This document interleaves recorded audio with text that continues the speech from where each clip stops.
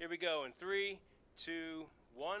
And joining us today is George Aldrich. He's a chemical specialist for NASA space missions and a master sniffer. He is joined by Connor Slocombe. He is the winner of the Odor-Eaters Rotten Sneaker contest. Guys, thank you very much for joining us today. You're welcome. Great to see you. Great to see you. George, we're going to start off with you. You're a master sniffer. Right. Why don't you tell us, what exactly that means, what you do, and how you got involved in this contest? Okay, that's a big, long question. First of all, what I do for NASA is I work in the lab, and we do toxicity and we do odor testing. And so most of my notoriety is through the odor testing. So I've been smelling for NASA for 43 years. I actually have the record of doing 886 odor tests, and so that makes me the master sniffer because I've done more than anybody else ever. And as far as getting involved in the contest, we actually have a local contest in New Mexico, and I volunteered to go over there to do the local contest. And then it wasn't but a year or two later, Odor-Eaters at the national level asked me to come up, and that's been 18 years. This is my 18th contest at the national level. That's great. So, Connor, we're going to jump over to you. How did you hear about the contest, and how did you get your sneakers into it? How did you win? So I heard about it because when we first moved to Alaska, I had the sneakers and I didn't treat them very well, so they were rough. And then we went to the Bear Paw Festival, which is like a big festival where the competition is held in one of the booths. So then we thought that my sneakers looked pretty dirty, so we entered in, and then we didn't make it. So then, I didn't win. So then I tried 3 years, and on the third time I made it in, or won, and then got to go to New York. And then how I made them stinky, I stepped in dog poop, goat poop, chicken poop, salmon guts, like octopus, and then when I ride my bike, I drag my feet because the brakes aren't great, and then once I left them out and maggots got into them, so then they have maggots in them. Congratulations. Thanks. That was great. So that's what it takes to become the winner of the Odor-Eaters Rotten Sneaker contest. Great. So on the flip side, George, as a judge, what are you looking to smell? What's the criteria? How can you explain that? Okay, the criteria I'm looking for basically has 3 elements to it.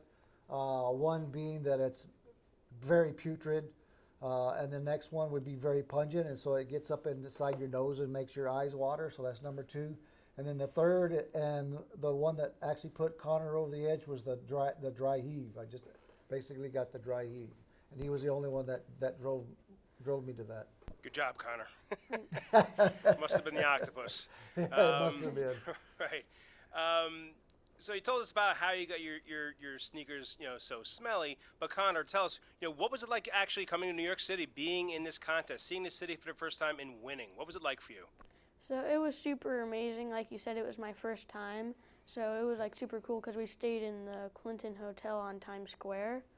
So it was super fun, and I liked all the stores.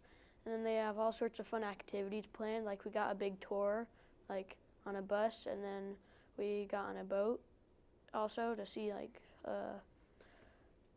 the Statue of Liberty. And then the contest, there's 7 of us kids that enter, and then we just we're judged on a few different categories, and then the person with the lowest score, because you want a lower score, wins.